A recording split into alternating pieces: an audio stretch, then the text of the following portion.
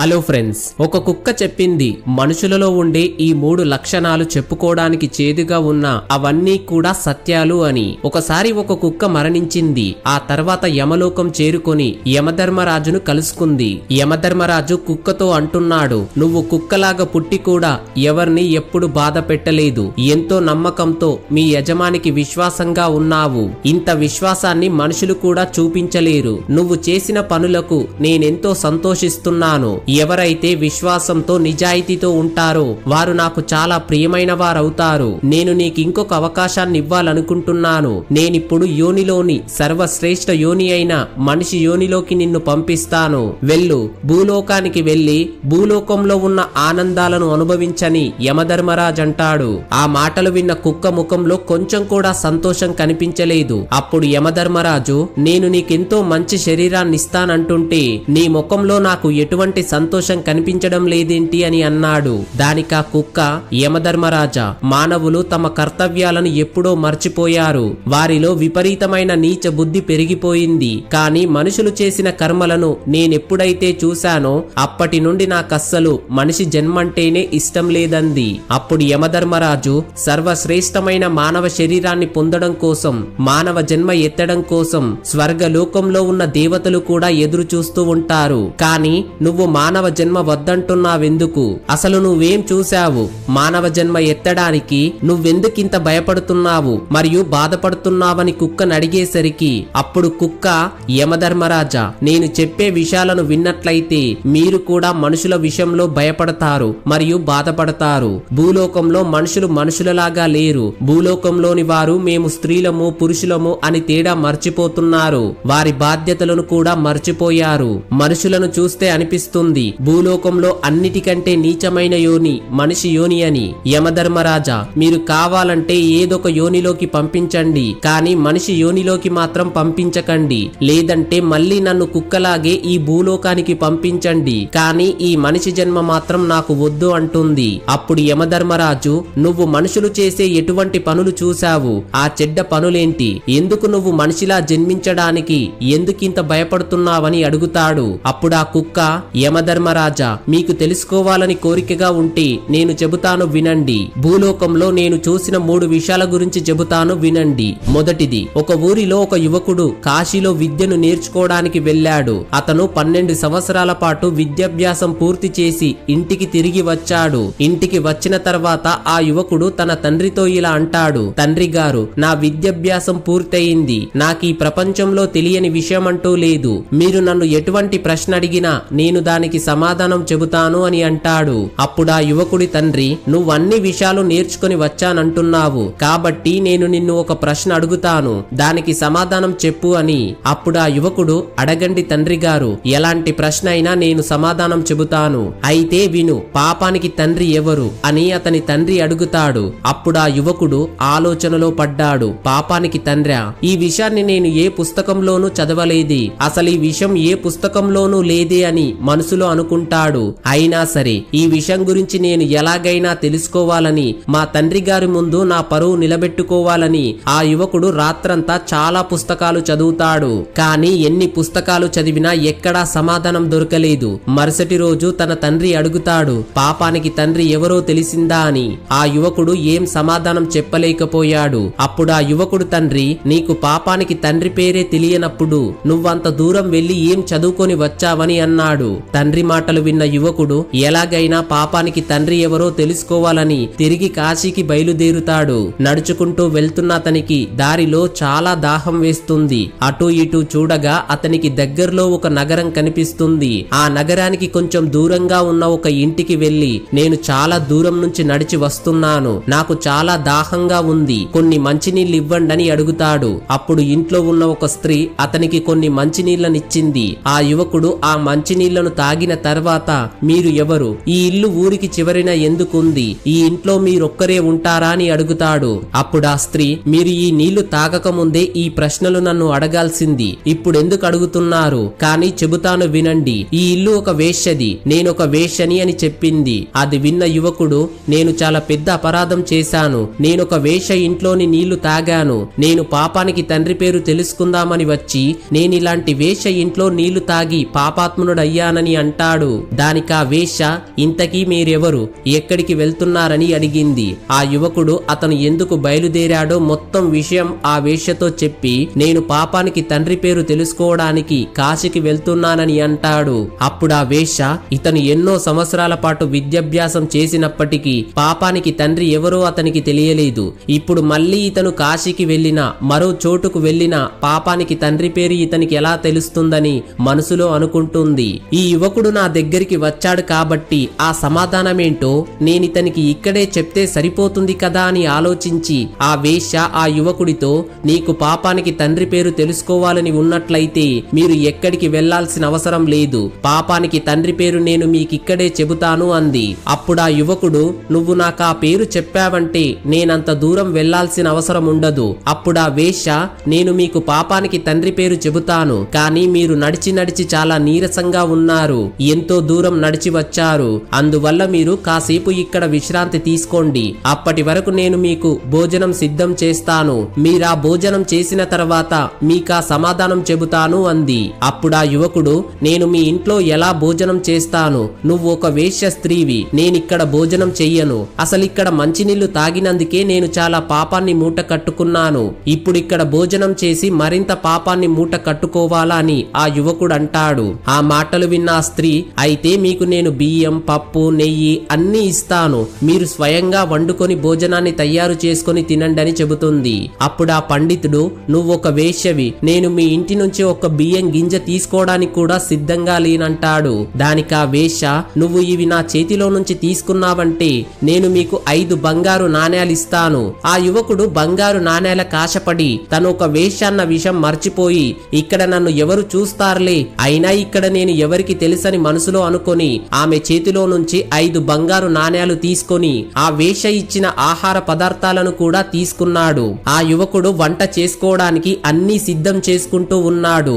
ఆ లోపల వేశ్య మళ్ళీ అతని వద్దకు వచ్చి నేనిచ్చిన నీరు బియ్యం అన్నీ కూడా తీసుకున్నారు, అలాంటప్పుడు నా చేతులతో వండి పెడితే ఏమవుతుంది? అప్పుడు వెంటనే ఆ యువకుడు నేను నీ చేతిలో ఇచ్చిన మంచినీళ్లు తాగాను, బియ్యం తీసుకున్నాను, కానీ అంతకు మించి ఎక్కువ ఆశించవద్దని చెప్పాడు. దానికి ఆ వేశ్య మీరు నా చేతులతో వండిన భోజనాన్ని తిన్నట్లయితే నేను మీకు మరో 5 బంగారు నాణేలు ఇస్తానని అంటుంది. మళ్ళీ ఆ యువకుడు బంగారు నాణేల కాశపడి నేనిక్కడ భోజనం చేస్తే నాకు మరొక 5 నాణేలు వస్తాయి, అప్పుడు మొత్తం 10 నాణేలవుతాయి, అయినా నేనిక్కడ ఎవరికి తెలుసు అని అనుకొని సరే నేను నీ చేతులతో వండిన భోజనాన్ని తింటాను, కానీ నువ్వు స్నానం చేసిన తర్వాతే భోజనం సిద్ధం చెయ్యి అన్నాడు. ఆ వేశ్య అలాగే అని చెప్పి స్నానం చేసి భోజనాన్ని సిద్ధం చేసి తీసుకొని వచ్చింది. ఆ తర్వాత ఆ యువకుడికి భోజనం వడ్డించబోతుంటే ఆ యువకుడు నువ్వు వడ్డించకూడదు, నేనే వడ్డించుకొని తింటానంటాడు. దానికా వేశ్య నేను మీకోసమే కదా ఈ భోజనాన్ని తయారు చేశాను, నేను వడ్డిస్తే ఏమవుతుందని అంటుంది. లేదు నువ్వు వడ్డించిన భోజనాన్ని నేను తినను అంటాడు ఆ యువకుడు. అప్పుడు ఆ వేశ్య నువ్వు నా చేతులతో తినిపించిన భోజనం తింటే నేను మీకు మరొక 5 నాణేలు ఇస్తానంటుంది. అప్పుడు ఆ యువకుడు ఇప్పటికే నాకు 10 నాణేలు లాభం వచ్చాయి, ఇప్పుడు మరో 5 నాణేలు ఇస్తానంటుంది. మొత్తం 15 నాణేలవుతాయి. 15 నాణేలు సంపాదించాలంటే నేను ఎంతో శ్రమ పడాల్సి ఉంటుంది, ఇక్కడ నన్ను ఎవరూ గుర్తుపట్టరు. ఈ 5 నాణేలు కూడా నేను తీసుకొని తను తినిపించిన భోజనం తింటానని అనుకొని ఆ వేశ్య చెప్పినట్టు తింటాడు. ఆ వేశ్య ఆ యువకుడికి భోజనం తినిపిస్తూ అతని భుజం మీద చెయ్యి వేస్తుంది. వెంటనే ఆ యువకుడికి విపరీతమైన కోపం వస్తుంది. దానితో ఆ యువకుడు ఇప్పటికే నువ్వు చాలా అపరాధం చేశావంటాడు. అప్పుడు ఆ వేశ్య నేను ఎలాంటి అపరాధం చెయ్యలేదు, నేను నువ్వు వెతుక్కుంటూ వచ్చిన దానికి సమాధానం చెబుతున్నాను, నిజానికి అపరాధాలన్నీ మీరే చేశారు. మీరు మా ఇంట్లో నీళ్లు తాగారు, భోజనం కోసం సామాన్లను తీసుకున్నారు, మా ఇంట్లో వండిన భోజనాన్ని నా చేతులతో తిన్నారు. ఒక వేశ్య ఇంట్లో ఇలాంటి పనులు మీరు చెయ్యకూడదు కదా, కానీ మీరెందుకు చేశారని అడిగింది. అప్పుడు ఆ యువకుడు నువ్వు చూపించిన ప్రేమ వల్లే ఇదంతా చేశానని చెప్తాడు. దానికి ఆ వేశ్య నవ్వి మీరు నేను చూపించిన ప్రేమ కోసం కాదు, నేను ఇచ్చిన బంగారు నాణేల మీద ఉన్న లోభత్వంతో మా ఇంట్లో భోజనం చేయడానికి సిద్ధమయ్యారు, చివరికి నా చేతులతో తినడానికి కూడా ఒప్పుకున్నారు. ఇదే పాపానికి తండ్రి, మీరు లోభత్వంతో చెయ్యకూడని పనులన్నీ చేశారు, మీరు ఏవైతే పాపాలనుకుంటున్నారో వాటన్నిటిని కూడా మీరు చేశారని చెప్పింది. ఆ వేశ్య చెప్పిన మాటలు విన్న ఆ యువకుడికి అజ్ఞానంతో మూసుకుపోయిన తన కళ్ళు తెరుచుకున్నాయి. వెంటనే ఆ వేశ్య పాదాల మీద పడి మీరు వేశ్య కాదు, మీరు నా అజ్ఞానాన్ని తొలగించిన గురువు. 12 సంవత్సరాలు నేను విద్య అభ్యాసించిన తర్వాత కూడా నాకు సమాధానం తెలియలేదు. కానీ మీరు కొద్ది సమయంలోనే తెలియజేశారు పాపానికి తండ్రి ఎవరనేది. నాకిప్పుడు అర్థమైంది. పాపానికి తండ్రి లోభత్వము అని. లోభత్వానికి గురయి చేసే పనులన్నీ ధర్మ విరుద్ధమే. లోభత్వానికి గురయి ఏవైతే పనులు చేస్తారో అవన్నీ కూడా పాపాల కింద పరిగణించబడుతున్నాయని ఆ వేశ్య ఆ యువకుడికి జ్ఞానోదయం కలిగించిందని కుక్క యమధర్మరాజుతో చెబుతుంది. అందువల్లే ప్రభు, నాకు మానవజాతంటే నచ్చదు. మనిషి లోభత్వానికి గురై ఎంత నీచమైన పని చేయడానికైనా వెనకాడడు. వారి స్వార్థం కోసం తన వారినే చంపడానికి కూడా సిద్ధపడతాడు. యమధర్మరాజా, నేనిప్పుడు మీకు రెండో విషయం గురించి చెబుతాను, వినండి. మనుషులు తమ నీతి నియమాలను వెంటనే మర్చిపోతారు. వారి ధర్మం పైన వారు ఎప్పుడూ స్థిరంగా నిలబడరు. ఎప్పుడైనా ఏదైనా వారికి మంచి వస్తువులు కనిపించినా, అందమైన స్త్రీలు కనిపించినా, డబ్బు కనిపించినా వెంటనే వారు నీతి నియమాలను మర్చిపోతారు. దీనికి సంబంధించిన ఒక సంఘటనను మీకిప్పుడు చెబుతాను, చూడండి. వ్యాపారి ఒక బ్రాహ్మణుడి దగ్గరికి వెళ్లి, స్వామి, ఒక అందమైన రాజకుమారుణ్ణి చూసి నా కూతురికి వివాహం చెయ్యాలనుకుంటున్నానని చెప్తాడు. మీరు నా కూతురు యొక్క జాతకం చూసి చెప్పండి అన్నాడు. అప్పుడు ఆ బ్రాహ్మణుడు, నేను నీ కూతుర్ని చూస్తేనే చెప్పగలనంటాడు. మీ అమ్మాయిని ఇక్కడికి తీసుకురండి, లేదా నేనే మీ ఇంటికి వస్తానని చెప్తాడు. అప్పుడు ఆ వ్యాపారి, స్వామి, మీరు మా ఇంటికి వచ్చి మా ఇంట్లో మీ పాదాన్ని పెట్టినట్లయితే మా ఇల్లు పవిత్రమవుతుంది. కాబట్టి మీరే మా ఇంటికి రండి అని అంటాడు. మరుసటి రోజు ఉదయాన్నే ఆ బ్రాహ్మణుడు ఆ వ్యాపారి ఇంటికి వెళ్తాడు. బ్రాహ్మణుడు ఇంటికి రాగానే ఆ వ్యాపారికి సకల మర్యాదలు చేస్తాడు. ఆయనకు ఒక ఆసనాన్ని వేసి కూర్చోబెట్టి తన కూతురుని రమ్మని పిలుస్తాడు. ఆమెను చూడగానే ఆ బ్రాహ్మణుడు ఆమెకు ఆకర్షితుడయ్యాడు. ఆ బ్రాహ్మణుడు మనసులో ఇలా అనుకుంటాడు, ఇటువంటి అందమైన అమ్మాయి నాకు లభించినట్లయితే నాకు ఎంతో మంచి జరుగుతుంది. కాబట్టి నేను ఏదోకటి చేసి ఈ అమ్మాయిని దక్కించుకోవాలని మనసులో అనుకుంటాడు. ఆ బ్రాహ్మణుడు వెంటనే ఏడవడం ప్రారంభించాడు. ఆ ఏడుపును చూసిన వ్యాపారి, స్వామి, మీరెందుకు ఏడుస్తున్నారని అడుగుతాడు. దానికి ఆ బ్రాహ్మణుడు ఆ వ్యాపారిని పక్కకు తీసుకుని వెళ్లి, నీ కూతురి జాతకం చూసి నేను ఏడుస్తున్నాను. ఈ రేఖలు ఎలా ఉన్నాయంటే ఈ కన్య నీ వంశాన్ని నాశనం చేస్తుంది. ఈమె ఏ ఇంట్లో అడుగు పెడుతుందో ఆ ఇల్లు సర్వనాశనం అవుతుందని చెప్తాడు. ఆ మాటలు విన్న వ్యాపారి చాలా కంగారు పడ్డాడు. స్వామి, దానికి ఎటువంటి పరిహారం లేదా? నా వంశం నాశనం అవ్వకుండా ఆపడానికి నేనేం చెయ్యాలని అడిగినప్పుడు ఆ బ్రాహ్మణుడు, నువ్వు నీ కూతుర్ని ఒక పెట్టెలో పెట్టి సాయంత్రం నదిలో వదిలేయి. అలాగే ఆ పెట్టె పైన ఒక దీపాన్ని వెలిగించమని చెప్పాడు. దాని వలన మీ వంశం రక్షించబడుతుందని చెప్పి ఆ బ్రాహ్మణుడు అక్కడి నుంచి వెళ్లిపోయాడు. ఆ బ్రాహ్మణుడు ఎందుకలా చెప్పాడంటే ఖచ్చితంగా ఈ వ్యాపారి తన కూతుర్ని నదిలో వదిలేస్తాడు. అప్పుడు ఆ పెట్టెను తను తెచ్చుకొని అందులోని ఆ అందమైన అమ్మాయిని విడిపించానంటే ఆ అమ్మాయి నా సొంతమవుతుందని అనుకుంటాడు.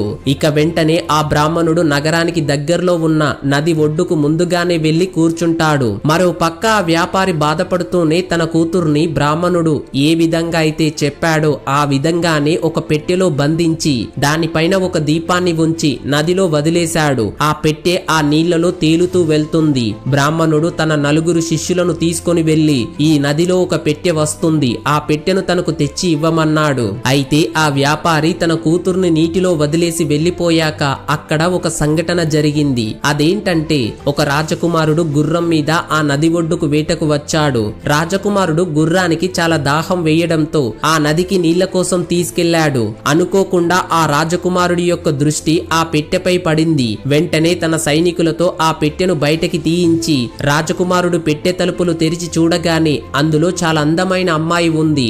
ఆ రాజకుమారుడు అమ్మాయిని చూడగానే ఆమెను ఇష్టపడతాడు. ఆ అమ్మాయి కూడా ఆ రాజకుమారుడిని ఇష్టపడుతుంది. వాళ్ళిద్దరూ పెళ్లి చేసుకొని వాళ్ళ రాజ్యానికి వెళ్లిపోతారు. అయితే రాజకుమారుడు వెళ్లిపోయే ముందు ఆ పెట్టెలో ఒక అడవి పందిని పెట్టి మళ్లీ దీపాన్ని అలాగే ఉంచి ఆ పెట్టెను నదిలో వదిలేశాడు. ఆ పెట్టె కొంచెం దూరం ముందుకు వెళ్లగానే ఆ బ్రాహ్మణుడు తన శిష్యుల సహాయంతో ఆ పెట్టెను బయటికి తీసి తన కుటీరంలో పెట్టమని చెప్తాడు. ఆ పెట్టె పెట్టిన తర్వాత బయట నుంచి గొల్లాన్ని పెట్టమని చెప్పి తను ఎన్ని కేకలు వేసినా కూడా ఆ గొల్లాన్ని తీయవద్దని చెబుతాడు. నా మాటలు కాని మరెవరైనా మాటలు వినిపించినా కూడా మీరు ఎట్టి పరిస్థితుల్లో గొల్లెం తీయవద్దని చెప్పి తను లోపలికి వెళ్లి పెట్టెను తెరిచి చూస్తాడు. అందులో నుంచి రాజకుమారుడు బంధించిన అడవి పంది బయటకొచ్చి ఆ బ్రాహ్మణుడిని చంపడానికి వెళ్తుంది.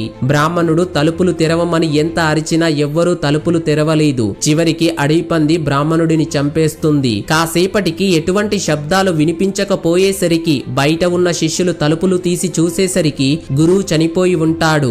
ఎన్నో వేదాలు అభ్యసించిన ఆ బ్రాహ్మణుడు తన నీతి నియమాలను మర్చిపోయి కామానికి లోనయ్యి చెడు చేయడానికి ప్రయత్నించాడు. నమ్మి వచ్చిన వారినే మోసం చెయ్యాలని చూశాడు. చివరికి తన మరణానికి తానే కారణమయ్యాడు. యమధర్మరాజా, మీకిప్పుడు నేను మూడో విషయం గురించి చెబుతాను. అది విన్న మీరు మానవులు భూమి మీద ఎలా ఉన్నారో తెలిసిపోతుంది. ప్రపంచంలో మనుషులు ఎంత నీచంగా ఉన్నారో ఈ రాజుకథ విన్నాక మీకే తెలుస్తుంది. ఒక రాజు ఒక రోజు వేట కోసం అడవికి వెళ్ళాడు. అప్పుడు అతనికి చాలా దాహం వేస్తుంది. అటు ఇటు చూడగా ఒక పొలంలో పని చేసుకుంటున్న రైతు కనిపిస్తాడు. ఆ రైతు దగ్గరికి వెళ్లి, ఆ రాజు నాకు దాహంగా ఉంది, కొన్ని మంచినీళ్లు ఇవ్వండని అడిగాడు. ఆ రైతు దగ్గర కూడా మంచినీళ్లు లేవు. కానీ ఆ రైతు తన పొలంలో పుచ్చకాయలను పండిస్తున్నాడు. వెంటనే ఒక పుచ్చకాయను కోసి ఆ రాజుకిచ్చాడు. రాజు ఆ పుచ్చకాయలోని రసాన్నంతా తాగి దాహం తీర్చుకుంటాడు. ఆ తర్వాత ఆ రైతుతో ఇలా అంటాడు, నువ్వు ఈ పంటకు ఎంత పన్ను చెల్లిస్తున్నావని అడిగాడు. అప్పుడు ఆ రైతు, మహారాజా, నేను 1 రూపాయిని పన్నుగా చెల్లిస్తున్నానని చెప్తాడు. అది విన్న రాజు, ఇంత పెద్ద పంట పండించి కేవలం 1 రూపాయి మాత్రమే పన్నుగా చెల్లిస్తున్నావా అని అనుకొని రాజు మంత్రిని పిలిచి, ఈ రోజు నుంచి రైతులకు పన్నులు పెంచండని చెప్పాడు. మంత్రి రాజు చెప్పినట్టుగానే రైతులకు పన్నులు పెంచాడు. ఒకరోజు మళ్ళీ ఆ రాజు వేటకు వెళ్ళాడు. మళ్ళీ ఆ రాజు అదే రైతు దగ్గరికి వెళ్లి తాగడానికి నీళ్లడిగాడు. ఆ రోజు కూడా ఆ రైతు ఒక పెద్ద పుచ్చకాయను కోసి ఆ రాజుకిచ్చాడు. కానీ ఆ రోజు ఆ పుచ్చకాయ నుంచి ఎక్కువ రసం రాలేదు. వెంటనే రాజు ఇంకొక పుచ్చకాయనివ్వమని అడిగి ఆ పుచ్చకాయలో ఉన్న రసాన్ని కూడా తాగాడు. కానీ అందులో నుంచి కూడా ఎక్కువ రసం రాలేదు. ఇలా 4-5 పుచ్చకాయలు తాగినా కూడా ఆ రాజుకు దాహం తీరలేదు. అప్పుడు ఆ రాజు, ఇదేంటి, ఎన్ని పుచ్చకాయల రసాన్ని తాగినా దాహం తీరడం లేదు, కానీ ఆ రోజు ఒక్కటే పుచ్చకాయ నా దాహాన్ని తీర్చిందని మంత్రితో అంటాడు. అప్పుడు మంత్రి, మహారాజా, పుచ్చకాయలలో రసం ఎండిపోయింది. ఎందుకంటే మీరు పుచ్చకాయలోని రసాన్ని చూసి రైతులపై పన్ను భారాన్ని పెంచారు. అక్కడ మీ వక్రబుద్ధి చూపించారు. మీరు చేసిన ఈ పనికి భూదేవి పళ్ళలోని రసాన్ని తనలో దాచుకుంది. అందుకే ఎప్పుడు కూడా బాధ్యతతో వ్యవహరించాలి, బాధ్యతాయుతంగా ఉండాలి. మన చెడు ఆలోచనలు ఎదుటి వాళ్లను కూడా చెడుగా మారుస్తాయి. అదే ప్రకృతి నియమమని ఆ మంత్రి ఆ రాజు చేసిన తప్పును తెలియజేస్తాడని ఆ కుక్క యమధర్మరాజుకు చెప్పింది. ఒక మంచి రాజు మన రాజ్యానికి, రైతులకు ఎంతో అవసరం. అందుకే యమధర్మరాజా, ఇలాంటి నీచ మానవ శరీరాన్ని ధరించడానికి నాకు అస్సలు ఇష్టం లేదని కుక్క చెబుతుంది. అప్పుడు యమధర్మరాజు, నువ్వు చెప్పిందంతా సత్యమే. మానవులు ఎవరి మీద కూడా నమ్మకం ఉంచుకోలేకపోతున్నారు. ఎవరు ఏ విధంగా నీతి నియమాలను మర్చిపోతున్నారో అర్థం కావడం లేదు. మనుషులు తప్ప మిగతా జీవులన్నీ ప్రకృతి యొక్క నియమాలను పాటిస్తున్నాయి. కానీ మనుషులు మాత్రమే నీతి నియమాలను మర్చిపోతున్నారు. ఎవరిపైన ఎవరు కూడా నమ్మకాన్ని చూపించలేకపోతున్నారన్నాడు. కానీ అందరూ అలాంటి వారే అనుకోవడం కూడా సరైనది కాదు కదా. మంచి మనుషులు కూడా భూలోకంలో ఉన్నారు. నువ్వు చెడ్డవాళ్లను చూసి ఈ విధంగా మాట్లాడుతున్నావు. ఎవరు ఏ విధంగా కర్మలు చేస్తారో దాని ఆధారంగానే వారికి ఫలితాలు లభిస్తాయి. కాబట్టి నేను నిన్ను, నీ నిర్ణయాన్ని గౌరవిస్తూ నీకొక దివ్యమైన దేవతా రూపాన్ని ఇస్తున్నాను. నువ్వు కూడా దేవతలతో ఒకరిగా ఉండు, ఆనందమైన జీవితాన్ని అనుభవించని యమధర్మరాజ్ అంటాడు. అప్పుడు ఆ కుక్క ఒక దివ్యమైన దేవతా రూపం తీసుకొని స్వర్గలోకానికి వెళ్లిపోయింది. ఈ వీడియోలో మీరు ఈ 3 కథల నుంచి మంచి నీతిని అర్థం చేసుకుంటారని కోరుకుంటున్నాను. ఇలాంటి వీడియోస్ మరిన్ని చూడాలనుకుంటే మాకు సపోర్ట్ గా లైక్ చేయండి. అలాగే ఛానల్ ని సబ్స్క్రైబ్ చేసుకొని పక్కనే ఉన్న బెల్ బటన్ ని యాక్టివేట్ చేసుకోండి. Thanks for watching this video.